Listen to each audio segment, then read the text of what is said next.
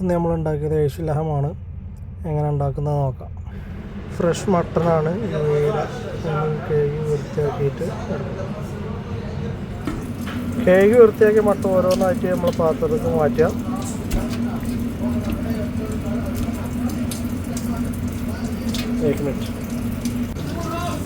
ഇടയ്ക്ക് നമ്മൾ മസാല പൊട്ടിച്ചിട്ട് കൊടുക്കുക. അറബി മസാല, ജീരകപ്പൊടി, മഞ്ഞൾപ്പൊടി മിക്സ് ചെയ്തതാണിത്. നമ്മൾ ഓരോ ലെയറായിട്ട് ഇട്ടിട്ട് എല്ലാ മട്ട് പീസിൻ്റെ മുകളിലേക്ക് ഇങ്ങനെ വിതറി കൊടുക്കുക.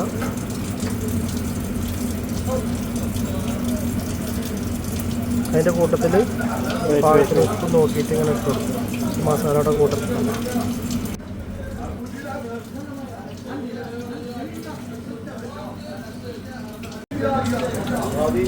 നമ്മൾ മസാല ഇങ്ങനെ ഓരോ ലെയറാക്കി ഇട്ട് കൊടുത്തിട്ട് എല്ലായിടത്തും ഒരുപോലെ മിക്സ് ചെയ്തെടുക്കുക. ഉപ്പും മസാലയും എല്ലാ ഭാഗത്തും നമ്മൾ സെറ്റാക്കി എടുക്കുക.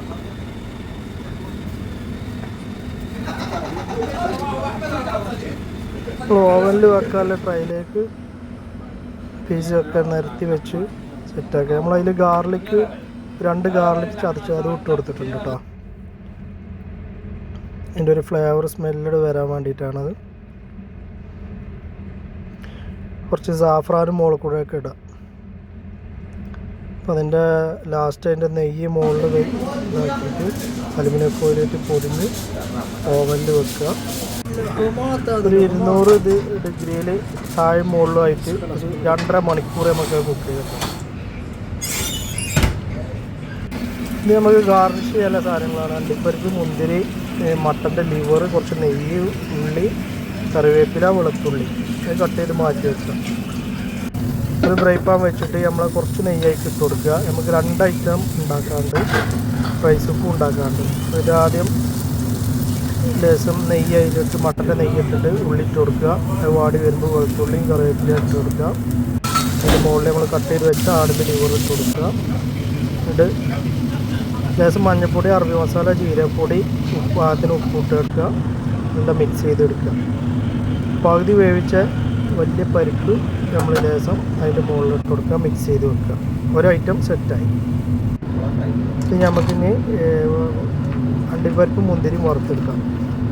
എണ്ണ ചൂടാക്കി പാനിലേക്ക് ആദ്യം അണ്ടിപ്പരിപ്പ് ഇട്ട് കൊടുക്കുക.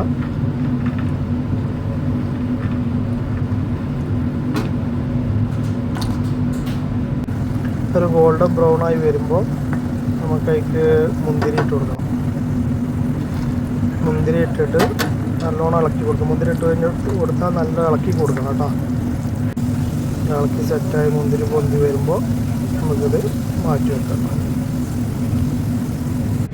രണ്ടാമത്തെ ഗാർണിഷ് സെറ്റായിക്കണ്. റൈസ് ദമ്മിടാല്ല, ഒരു ചെറിയ മസാല ഉണ്ടാക്കാം. ആടിൻ്റെ നെയ്യിടുക, ഉള്ളിയിടുക, വാട്ടിയെടുക്കുക.